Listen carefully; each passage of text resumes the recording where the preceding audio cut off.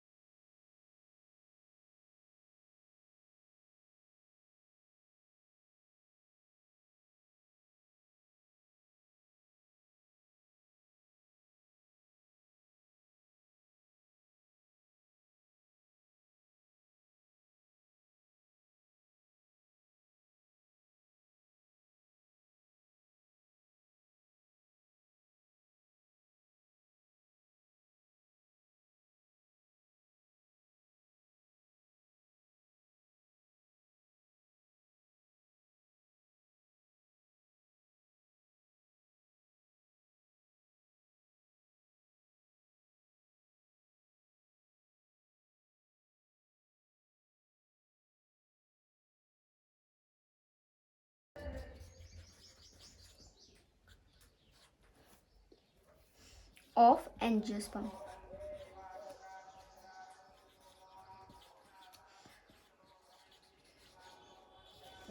ठीक है, तो मॉर्फोलॉजिकल का क्या मतलब है यहाँ पे। ठीक है, यहाँ पे मॉर्फोलॉजिकल का क्या मतलब है। वेजिटेटिव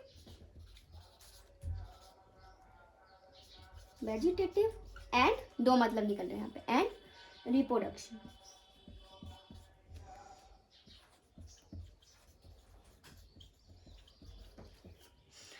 अब वेजिटेटिव का क्या मतलब, मॉर्फोलॉजिकल वेजिटेटिव का क्या मतलब कि ऊपर की दिखावट, जैसे हैबिट, हैबिट क्या है मतलब क्या करते रहते हैं। लीव्स नंबर कितने हैं, मतलब कितने पत्ते हैं, लीव्स नंबर। एंड शेप कैसा है लीव्स का, ये सॉरी, शेप कैसा है लीव्स का,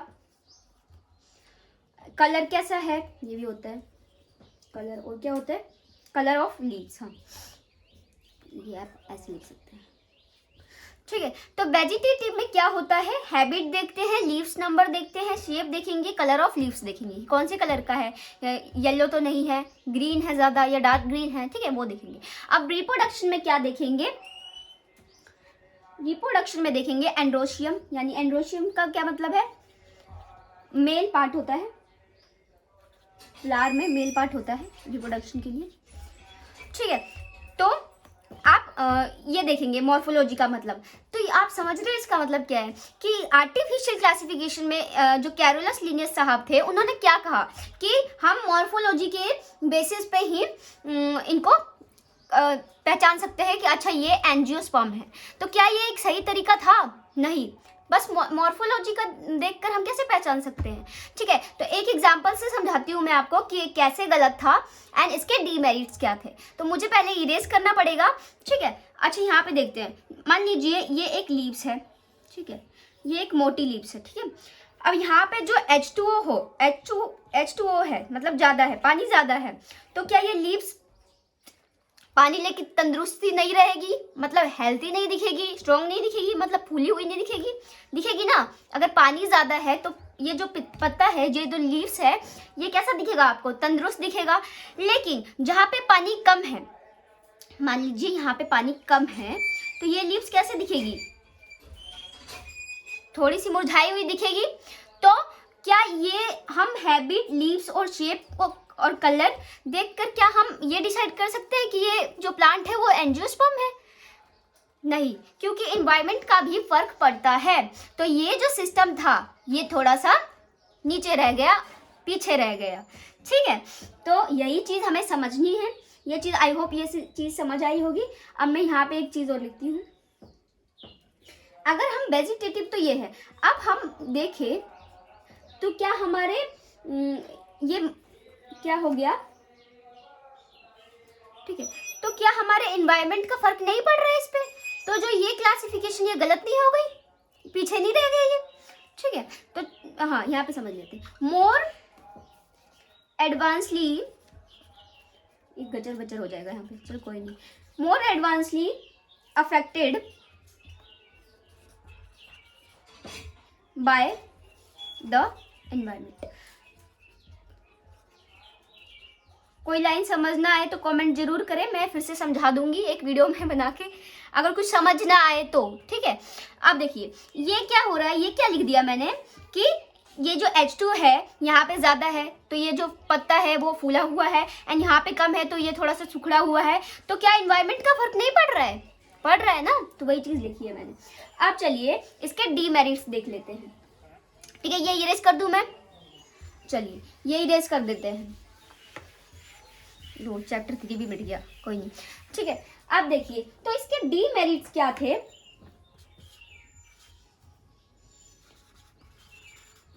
डीमेरिट्स थे इसके कि vegetative and reproductive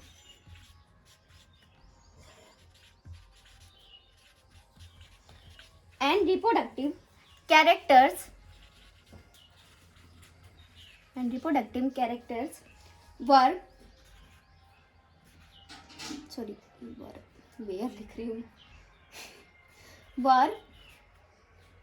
given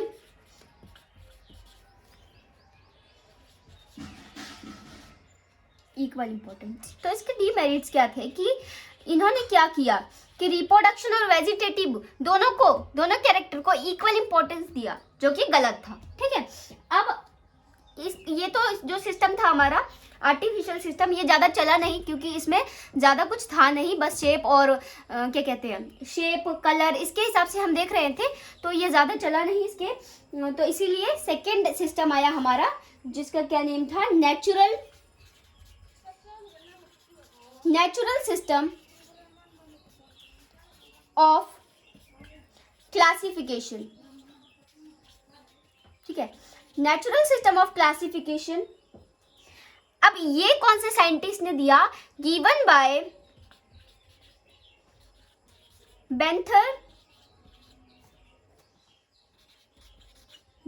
Bentham and Hooker. पहले के साइंटिस्ट के नेम भी कमाल होते थे। बेंथम एंड हुकर, आज के डेट में ऐसा नेम कोई रखेगा बेंथम एंड हुकर? ठीक है, तो ये साइंटिस्ट का नेम था जिन्होंने नेचुरल सिस्टम ऑफ क्लासिफिकेशन दिया था। अब ये क्या था? ये था आपका, ये किस पे बेस्ड था? Based on natural affinity. अब नेचुरल एफिनिटी का क्या मतलब है, अभी मैं आपको समझाती हूँ, ठीक है। कुछ लोग समझ भी सकते हैं, कुछ लोग समझदार होते हैं, नहीं सब लोग समझदार होते हैं, कभी भी खुद को कम नहीं समझना चाहिए, ठीक है। तो नेचुरल एफिनिटी का क्या मतलब होता है? मॉर्फोलॉजी, मतलब ऊपर का जो भी दिखावट है, बनावट है शरीर का, मॉर्फोलॉजी कैरेक्टर। हाँ, कभी भी खुद को कम नहीं समझना चाहिए, आप वो सब कुछ कर सकते हैं जो एक इंसान कर सकता है, ठीक है। सब इंसान को भगवान ने सेम बनाया है, खुद को कम नहीं समझना चाहिए। तो मॉर्फोलॉजी, एंटोनॉमी, यानी कि अंदर के स्ट्रक्चर को भी इस क्लासिफिकेशन सिस्टम में देख सकते थे हम। बस उसमें क्या हो रहा था, उसमें मॉर्फोलॉजी देख सकते थे, ऊपर से देख सकते थे। यहाँ पे अल्ट्रा स्ट्रक्चर भी देख सकते हैं। अल्ट्रा स्ट्रक्चर का क्या मतलब है?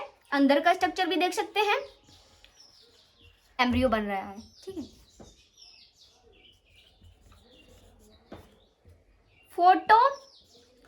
फाइटोकेमिस्ट्री भी देख सकते हैं। फाइटोकेमिस्ट्री का क्या मतलब है कि प्लांट के अंदर कौन कौन से केमिकल रिएक्शन हो रहे हैं, कौन कौन सा केमिकल है, ठीक है।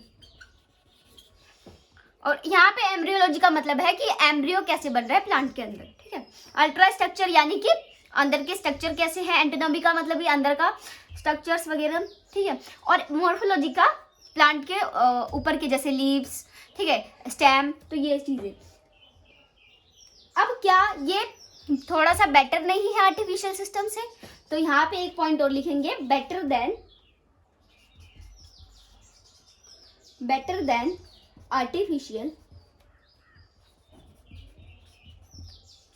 आर्टिफिशियल सिस्टम, ठीक है।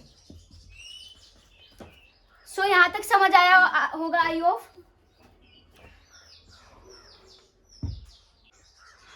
आई होप यहाँ तक समझ आया होगा। अब हम समझते हैं एक और सिस्टम है, फाइलोजेनेटिक एंड इवोल्यूशनरी रिलेशनशिप। चलिए पहले इरेज कर लेते हैं, देन हम उसको समझना स्टार्ट करते हैं। इसे इरेज कर देती हूं मैं। कोई भी लाइन, कोई भी वर्ड अगर समझना है तो जरूर कमेंट करें एंड लाइक करें वीडियो को, समझ आए तो, ठीक है। उससे क्या होता है कि वीडियो बनाने के लिए थोड़े हम मोटिवेट हो जाते हैं। तो थर्ड पॉइंट है आपका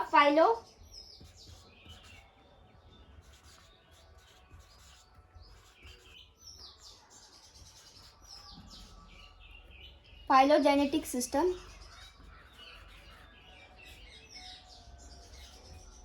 एंड इवोल्यूशनरी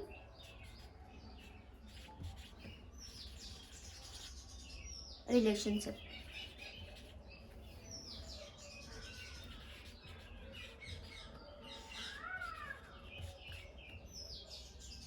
ठीक है, अब ये चीज ये किसने दिया था? ये कौन से साइंटिस्ट ने दिया था? तो ये साइंटिस्ट ने दिया था आपके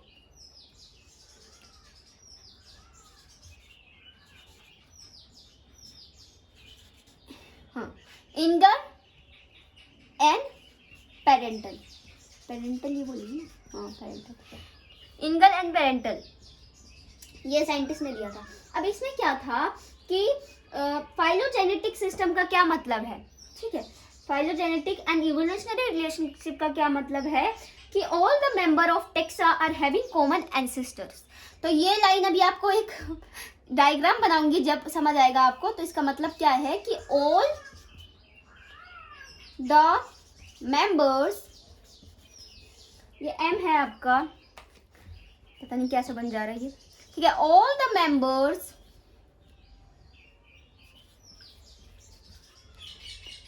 of a taxa are having common, अभी आपको समझ आएगा ये लाइन, ठीक है, अभी समझा देते हैं। कॉमन एंसेस्टर,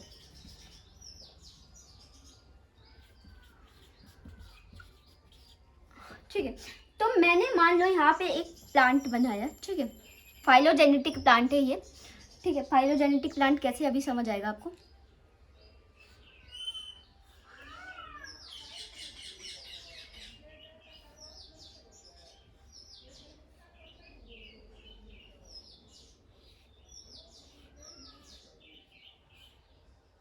ठीक है, सो इसका पहले ऐसे कर लेते ताकि थोड़ा अच्छा लगे। अभी आपको समझ आएगा उस लाइन का मतलब, एंड कुछ चीज़ें और क्लियर होंगी आपको। सो चलिए देखिए, इसका नेम रख देते A B C D E F G Z Y W, ठीक है। सो चलिए अब समझते हैं। अब आप एक बात बताइए, मैं एक क्वेश्चन पूछती हूँ पहले, ठीक है। वो क्वेश्चन क्या था हमारा, क्या A जो है वो B से, और कोई क्वेश्चन नहीं होगा, A जो है वो B से ज्यादा सिमिलर होगा कि F से ज्यादा सिमिलर होगा? कौन बताएगा? जो A है वो B से ज्यादा सिमिलर है कि F से ज्यादा सिमिलर होगा?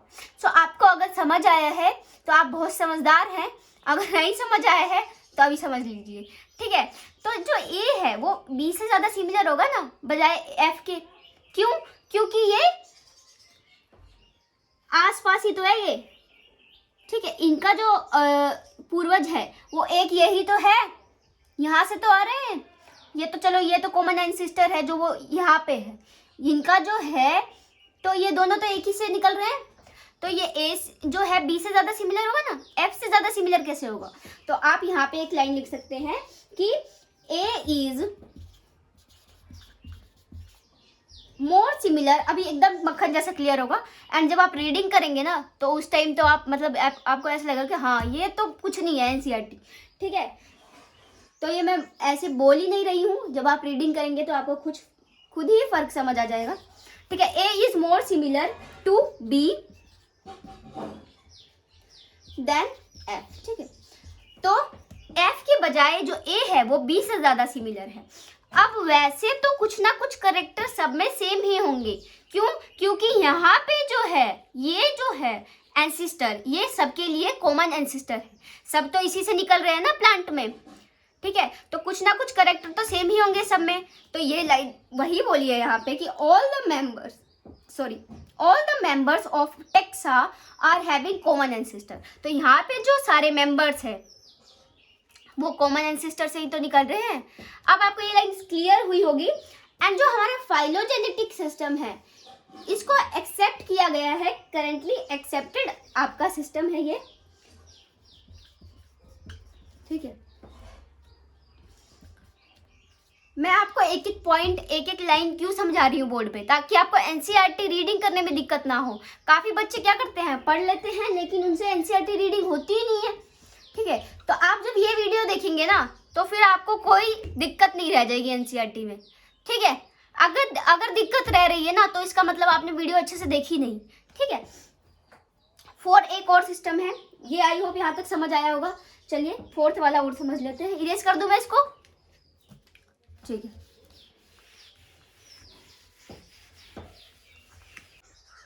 सो आई होप यहाँ तक समझ आया होगा। अब हम समझते हैं एक और सिस्टम है फाइलोजेनेटिक एंड इवोल्यूशनरी रिलेशनशिप। सो चलिए पहले इरेज कर लेते हैं, देन हम उसको समझना स्टार्ट करते हैं।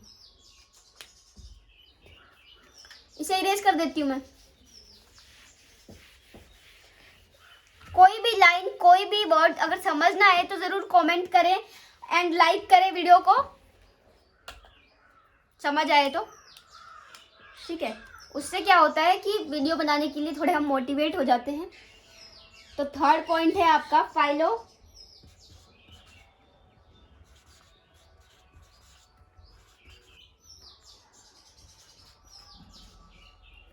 Phylogenetic system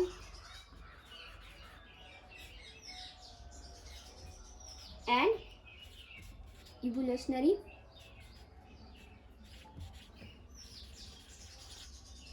relationship.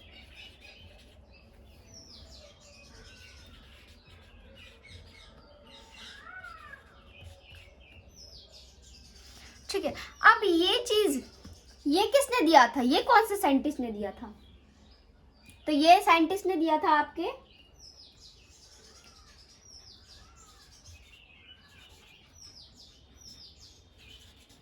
हाँ इंगर एंड पेरेंटल। पेरेंटल ये बोलिए ना, हाँ पेरेंटल, इंगर एंड पेरेंटल, ये साइंटिस्ट ने दिया था। अब इसमें क्या था कि फाइलोजेनेटिक सिस्टम का क्या मतलब है? ठीक है, फाइलोजेनेटिक एंड इवोल्यूशनरी रिलेशनशिप का क्या मतलब है कि all the member of taxa are having common ancestors.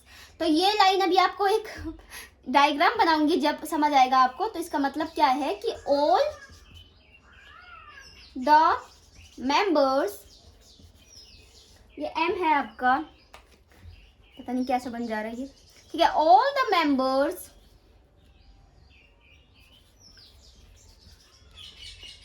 Of a taxa are having common, अभी आपको समझ आएगा ये लाइन, ठीक है, अभी समझा देते हैं, कॉमन एंसेस्टर।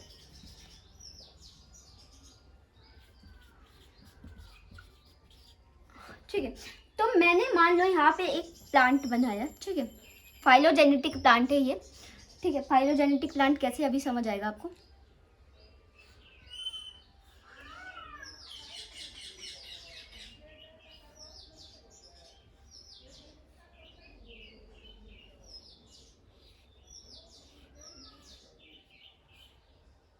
ठीक है, सो इसका पहले ऐसे कर लेते ताकि थोड़ा अच्छा लगे। अभी आपको समझ आएगा उस लाइन का मतलब, एंड कुछ चीज़ें और क्लियर होंगी आपको। सो चलिए देखिए, इसका नेम रख देते A B C D E F G Z Y W. ठीक है, सो चलिए अब समझते हैं।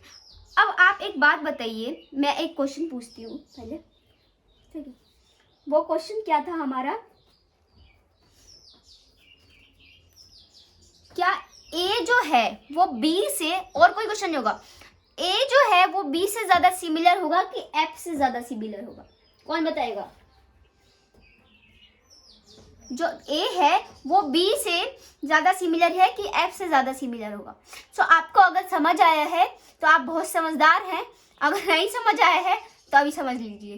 ठीक है, तो जो ए है वो बी से ज्यादा सिमिलर होगा ना बजाय एफ के। क्यों? क्योंकि ये आसपास ही तो है ये। ठीक है, इनका जो पूर्वज है वो एक यही तो है, यहाँ से तो आ रहे हैं ये, तो चलो ये तो कॉमन एंसेस्टर है जो वो यहाँ पे है, इनका जो है तो ये दोनों तो एक ही से निकल रहे हैं, तो ये ए जो है बी से ज्यादा सिमिलर होगा ना, एफ से ज्यादा सिमिलर कैसे होगा? तो आप यहाँ पे एक लाइन लिख सकते हैं कि ए इज मोर सिमिलर, अभी एकदम मक्खन जैसा क्लियर होगा, एंड जब आप रीडिंग करेंगे ना तो उस टाइम तो आप मतलब आपको ऐसा लगेगा कि हाँ ये तो कुछ नहीं है एनसीईआरटी। ठीक है, तो ये मैं ऐसे बोल ही नहीं रही हूँ, जब आप रीडिंग करेंगे तो आपको खुद ही फर्क समझ आ जाएगा। ठीक है, A is more similar to B than F. ठीक है, तो एफ के बजाय जो ए है वो बी से ज्यादा सिमिलर है। अब वैसे तो कुछ ना कुछ करेक्टर सब में सेम ही होंगे, क्यों? क्योंकि यहाँ पे जो है ये जो है एंसेस्टर, ये सबके लिए कॉमन एंसेस्टर है, सब तो इसी से निकल रहे हैं ना प्लांट में। ठीक है, तो कुछ ना कुछ करेक्टर तो सेम ही होंगे सब में। तो ये लाइन वही बोली है यहाँ पे कि all the members of taxa are having common ancestor. तो यहाँ पे जो सारे मेंबर्स हैं वो कॉमन एंसेस्टर से ही तो निकल रहे हैं। अब आपको ये लाइन क्लियर हुई होगी। एंड जो हमारा फाइलोजेनेटिक सिस्टम है इसको एक्सेप्ट किया गया है, करेंटली एक्सेप्टेड आपका सिस्टम है ये, ठीक है। मैं आपको एक एक पॉइंट एक एक लाइन क्यों समझा रही हूँ बोर्ड पे, ताकि आपको एनसीईआरटी रीडिंग करने में दिक्कत ना हो। काफी बच्चे क्या करते हैं, पढ़ लेते हैं लेकिन उनसे एनसीईआरटी रीडिंग होती ही नहीं है, ठीक है। तो आप जब ये वीडियो देखेंगे ना तो फिर आपको कोई दिक्कत नहीं रह जाएगी एनसीईआरटी में, ठीक है। अगर दिक्कत रह रही है ना तो इसका मतलब आपने वीडियो अच्छे से देखी नहीं, ठीक है। 4 एक और सिस्टम है, ये आई होप यहाँ तक समझ आया होगा।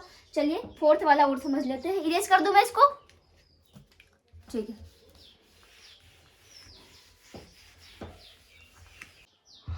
फोर्थ है आपका न्यूमेरिकल टैक्सोनॉमी। अब न्यूमेरिकल का क्या मतलब होता है, आपको ऐसे ही नेम से याद समझ आ रहा है कि न्यूमेरिकल का क्या मतलब है, नंबर्स होंगे उसमें कुछ, ठीक है। तो न्यूमेरिकल टैक्सोनॉमी का क्या मतलब है, चलिए समझते हैं। चलिए, तो न्यूमेरिकल का क्या मतलब है, नंबर। ये तो सबको पता होगा, सबने करा होगा फिजिक्स में न्यूमेरिकल। किसको दिक्कत होती है, ठीक है, तो काफी बच्चों को दिक्कत होती है। तो न्यूमेरिकल यानी कि नंबर या फिर कोड्स, ठीक है, समझ आया आपको। आगे इसमें एक चीज और है, देखिए मान लीजिए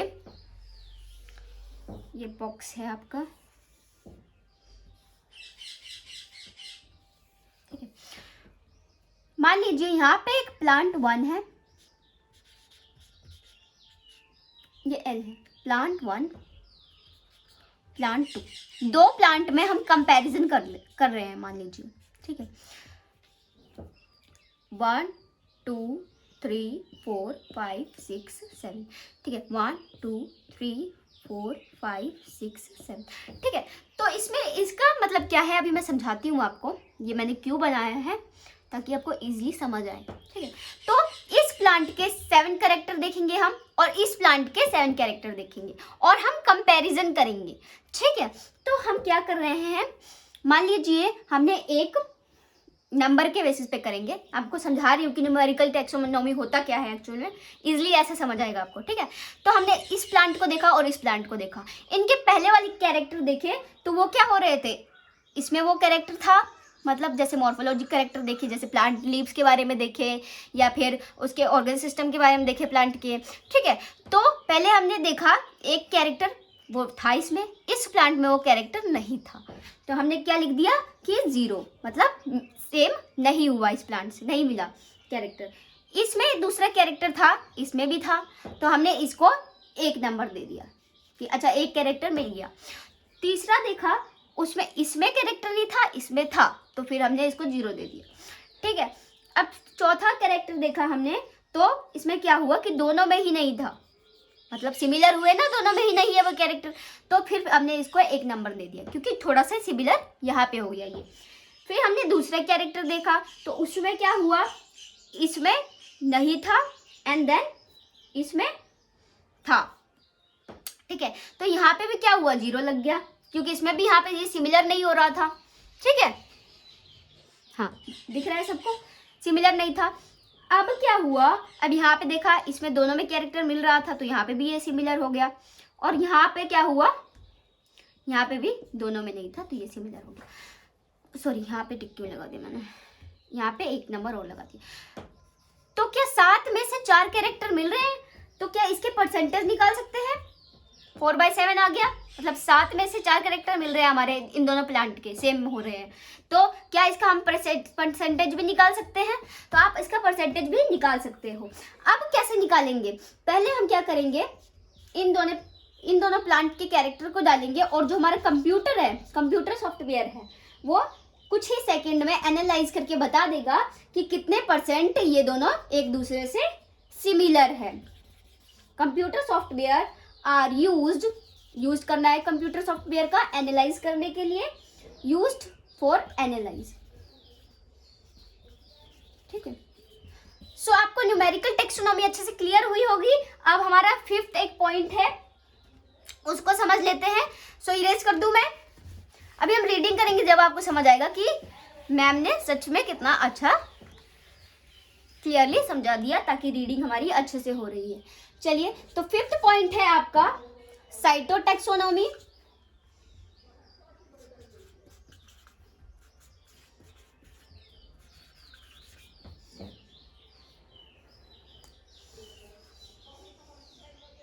तो साइटो का क्या मतलब है? साइटो का मतलब सेल, ठीक है। तो सेल के अंदर क्रोमोसोम नंबर कितने हैं, स्ट्रक्चर कैसा है, बिहेवियर कैसा है सेल का,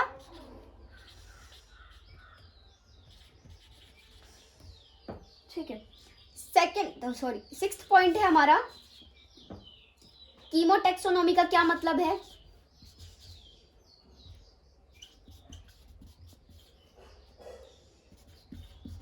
कीमोटैक्सोनॉमी, कीमो से आपको समझ आ रहा होगा कि कुछ केमिकल्स की बात कर रहे हैं हम, ठीक है। तो यहाँ पे मैं लिख देती हूँ केमिकल्स में क्या आ सकता है? प्रोटीन भी तो केमिकल से ही बना है भाई, केमिकल ही तो होता है। प्रोटीन, लिपिड, प्लांट के अंदर उसका DNA, genetic material, RNA, resin, gum, मतलब कि कीमोटैक्सोनॉमी का मतलब कि क्या क्या केमिकल्स उसमें प्रेजेंट है। स्पाइसेस, मतलब प्लांट में से कौन से मसाले निकल रहे हैं, ठीक है। रेजिन मतलब चिपकाने वाला होता है ना, एंड गम भी चिपकाने वाला ही होता है। क्या वो निकल रहे हैं प्लांट से कि नहीं, तभी तो देखेंगे सिमिलर है क्या है, ठीक है, एसेट्रा। यहाँ तक आपको समझ आया होगा, ठीक है। आई होप क्लियरली समझ आया होगा। किसी भी लाइन या किसी भी वर्ड का मतलब अगर समझना है तो कमेंट जरूर करके पूछे, ठीक है। इसमें कोई शर्माने वाली बात नहीं है, कमेंट करके पूछ सकते हैं आप लोग।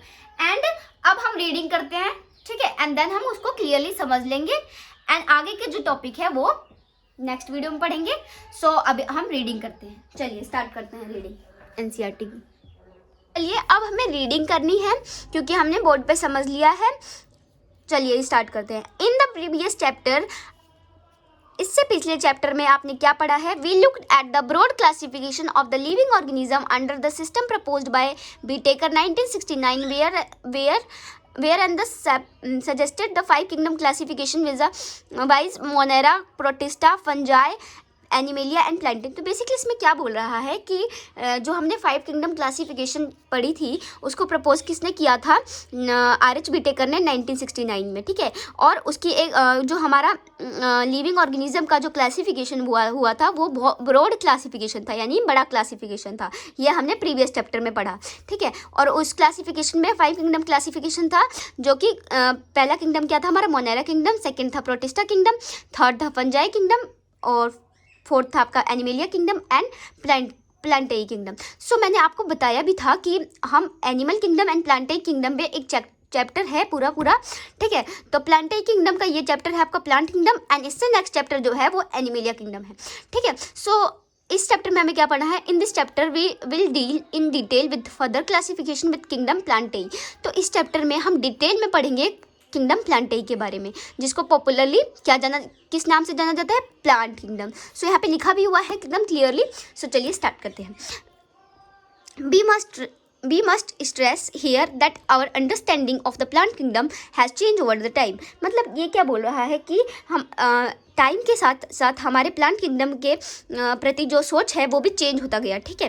तो इसमें क्या लिखा हुआ है? Fungi and member of Monera and Protista having cell wall have now been excluded from the Plantae. तो इसमें क्या बोल रहा है कि जो फंजाई किंगडम है हमारा और जो मोनेरा एंड प्रोटिस्टा किंगडम है, तो उसको अब प्लांट किंगडम से हटा दिया गया है, जबकि उसके अंदर सेल बॉल भी है। अच्छा, मैं आपको एक चीज़ बताऊं, जब हमने 2 किंगडम क्लासिफिकेशन देखा था तो वहाँ पे हमने क्या किया था? सेल बॉल के आधार पे ही तो हमने क्लासिफिकेशन की थी।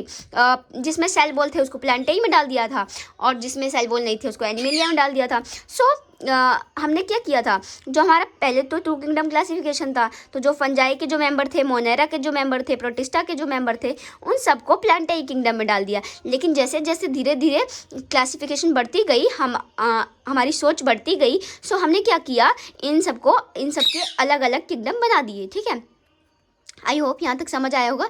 ठीक है, through the year classification place them in the same kingdom. ठीक है, पहले इसको एक ही किंगडम में रखा जाता था। ठीक है, फंजाई को, मोनेरा को, प्रोटिस्टा, सबका एक ही किंगडम था, plantae kingdom. So the cyanobacteria that are also referred to as a blue green algae are not algae. ठीक है, तो पहले क्या करते थे हम, साइनोबैक्टीरिया को एल्गी मानते थे, ब्लू ग्रीन एल्गी बोलते थे, लेकिन वो एल्गी नहीं था। ठीक है, in this chapter we will describe algae, bryophyte, pteridophyte, gymnosperm and angiosperm under plantae।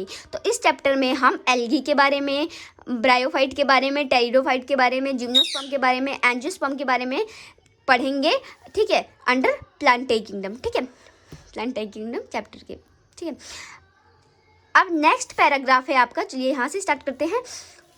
Start करते हैं। Let's us also look classification with angiosperm to understand the some concern that influence the classification system. तो इसमें क्या बोल रहा है कि angiosperm के क्लासिफिकेशन को समझते हैं ताकि हमें समझ आए कि क्या क्या सिस्टम आया प्लांट को समझने के लिए। The earliest system of classification, तो सबसे पहले जो हमारा क्लासिफिकेशन सिस्टम आया वो था क्या, used only gross superficial morphological characters such as habit, colour, number and shape of leaves. तो जैसे कि मैंने आपको बोर्ड पे समझाया था कि फर्स्ट हमारा क्या सिस्टम आया था, हमारा आर्टिफिशियल सिस्टम आया था, जिसमें बस हम मॉर्फोलॉजी के हिसाब से देख रहे थे, मतलब कि लीव्स का कलर, नंबर, ठीक है, शेप, वो देखकर ही हम मतलब क्या कर रहे थे, किसी भी प्लांट को पहचानने की कोशिश कर रहे थे, जो कि बिल्कुल ही गलत था। ठीक है, वो पूरी तरीके से सही नहीं था। और ये जो सिस्टम था आर्टिफिशियल सिस्टम, उसको लीनियस ने दिया था, कैरोलस लीनियस ने दिया था। ठीक है, तो उसमें क्या करते थे, basically vegetative and reproductive character को इक्वल मानता था। ठीक है, तो वो चीज़ ही लिखा हुआ है यहाँ पे, सच सिस्टम आर्टिफिशियल्स। ठीक है, they separate the closely related species since they were based on a few characteristics. Also the artificial system gave, देखो यहाँ पे लिखा हुआ है, also the artificial system gave equal weightage to vegetative and sexual characteristic। ठीक है, equal weightage दिया गया था और जो कि acceptable नहीं था। ठीक है, that often the vegetative character are more easily affected by environment। तो मैंने जैसे आपको बताया था कि जो हमारा वेजिटेटिव कैरेक्टर था, जैसे कि वो लीव्स जो था, जहाँ पे H2O ज़्यादा था, जहाँ पे पानी ज़्यादा था, तो वो एकदम तंदुरुस्त था, और जहाँ पे पानी कम था तो वहाँ पे वो चीज़ क्या थी, वही लीव्स, उसी स्पीसीज़ की लीव्स कैसी थी, सुकड़ी हुई थी। तो इन्वायरमेंट का फ़र्क पड़ता था वेजिटेटिव कैरेक्टर पे, तो दोनों को इक्वल वेटेज देना इज़ नॉट राइट। और ठीक है, नेक्स्ट आपका है as against this natural classification system. और दूसरा क्लासिफिकेशन सिस्टम आया जिसको हम नेचुरल क्लासिफिकेशन सिस्टम बोलते थे। तो उसमें क्या हुआ, developed which were based on natural affinity among the organism as and consider. तो इसमें क्या हुआ, इसमें नेचुरल एफिनिटी के हिसाब से ये आपका डिवाइड हुआ, जैसे कि क्या मैंने आपको समझाया था, फिर से एक बार समझ लीजिए। चलिए स्टार्ट करते हैं। Not only the external feature, बस इसमें एक्सटर्नल फीचर ही नहीं देख रहे थे, बल्कि साथ में हम क्या देख रहे थे, इंटरनल फीचर भी देख रहे थे। एक्सटर्नल फीचर तो देख ही रहे थे, इंटरनल फीचर भी देख रहे थे, यानी कि अंदर के फीचर भी देख रहे थे। जैसे कि क्या देख रहे थे, यहाँ पे क्या लिखा हुआ है, हाँ, अल्ट्रा स्ट्रक्चर, यानी कि अंदर के स्ट्रक्चर, एंटोनॉमी, ठीक है, एम्ब्रियो कैसे बन रहा है, फाइलोकेमिस्ट्री यानी कि केमिकल्स के बारे में। ठीक है, तो फाइलोकेमिस्ट्री तक आपको समझ आया। अब देखिए, such classification for flowering plant was given by George Bentham and Joseph Dalton Hooker. तो इन्होंने, ये जो दो साइंटिस्ट थे आपके, George Bentham and Joseph Dalton Hooker, इन दोनों ने क्या किया, इन दोनों ने आपको नेचुरल क्लासिफिकेशन सिस्टम दिया। सो चलिए नेक्स्ट पैराग्राफ है, आप पढ़ लेते हैं, last paragraph. At present phylogenetic classification systems based on evolutionary relationship between the various organism are acceptable. ठीक है, तो इसमें क्या बोल रहा है कि जो हमारा फाइलोजेनेटिक क्लासिफिकेशन है, जैसे कि मैंने आपको बोर्ड पे समझाया था, जो हमारा फाइलोजेनेटिक क्लासिफिकेशन है ये बहुत ज़्यादा एक्सेप्टेबल था, करेंटली एक्सेप्टेबल था। ठीक है, तो इसमें क्या करते थे, जो हमारे अंदर इवोल्यूशन हुआ है, मतलब जो हमारे अंदर चेंजेस हुए हैं, मतलब पहले के जो पहले के जो पूर्वज थे तो वो कैसे थे, उनके मतलब शरीर पे आपने देखा होगा ना एक झुका हुआ फोटो, ठीक है। पहले जो मतलब बंदर टाइप के थे हम थे, ठीक है। तो बंदर थे पहले हम, फिर उसके बाद हम इवॉल्व हो के पूरा इंसान बन गए हैं, हमारे बॉडी पे हेयर थे बहुत सारे, तो वो सब इवॉल्व हो गया है, ठीक है। पहले कि आपने एक देखा होगा झुका हुआ फोटो होता था बंदर का, फिर उसके बाद इंसान, फिर ऐसे, ठीक है। तो वो फोटो जो है वो काफ़ी लोगों ने देखा होगा, ठीक है। तो हम पहले से ज़्यादा इवॉल्व हो गए हैं, पहले हम बंदर से रिलेट करते थे, ठीक है। अब हम इवॉल्व होकर क्या कहते हैं कुछ अलग ही बन गए हैं। तो उसी के बेसिस पे है ये आपका फाइलोजेनेटिक क्लासिफिकेशन, उसी के बेसिस पे है, ठीक है। नेक्स्ट लाइन है आपका this assume that organism belonging to the same taxa have a common ancestor. तो इसमें क्या बोल रहा है कि जो सारे ऑर्गेनिज्म हैं वो बिलो तो सेम टैक्सा से करते हैं, ठीक है। बिलो सेम टैक्सा से करते हैं, क्यों? क्योंकि उनका जो मतलब एंसेस्टर है वो कॉमन है, ठीक है। सबका एक ही एंसेस्टर है, जैसे कि मैंने आपको एक फाइलोजेनेटिक का प्लांट बना के दिखाया था। We now use information from many और other source to resolve difficulty in classification. तो हम और ज़्यादा इन्फॉर्मेशन इकट्ठा कर रहे हैं ताकि क्लासिफिकेशन करने में कोई डिफिकल्टीज ना आए, ठीक है। This become more important there is not supporting fossils evidence. अगर हमारे पास कोई सबूत नहीं होगा, एविडेंस नहीं होगा, फॉसिल यानी कि जो हड्डियाँ वगैरह हैं, ठीक है, या हड्डियाँ वगैरह पहले के जानवरों की, ठीक है, वो अगर नहीं मिलेंगे तो और ज़्यादा प्रॉब्लम हो जाती है। तो इसीलिए ऐसे कुछ इन्फॉर्मेशन जिससे हम पता लगा सकें, ठीक है। तो एक हमारा है न्यूमेरिकल टेक्सोनॉमी। तो numerical taxonomy which now easily, इसमें क्या करते हैं, न्यूमेरिकल टेक्सोनॉमी क्या करते थे कि बहुत सारे जो कैरेक्टर है उसको उस कैरेक्टर को, जैसे दो प्लांट के कैरेक्टर हैं जैसे कि मैंने आपको समझाया था, उनको दोनों को कंपेयर करने के लिए कंप्यूटर में हमने डाल दिया, चाहे वो 100 ऑफ कैरेक्टर क्यों ना हो, लेकिन कंप्यूटर का जो सॉफ्टवेयर है वो ईजिली कुछ सेकेंडों में ही